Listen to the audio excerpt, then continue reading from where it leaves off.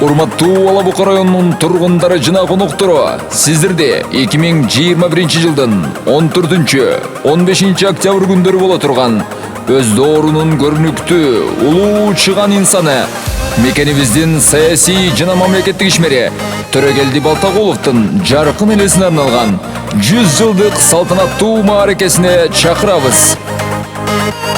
14 октябрь күнү Төрөгелди Балтагулов айлакөтүндө көк бөрү жана волейбол спорттук мелдештер өткөрүлөт. Мелдештерге Жалал-Абад областынын бардык райондорунан командалар чакырылат. Жеңүүчүлөргө баалуу белектер жана акчалай сыйлыктар тапшырылат.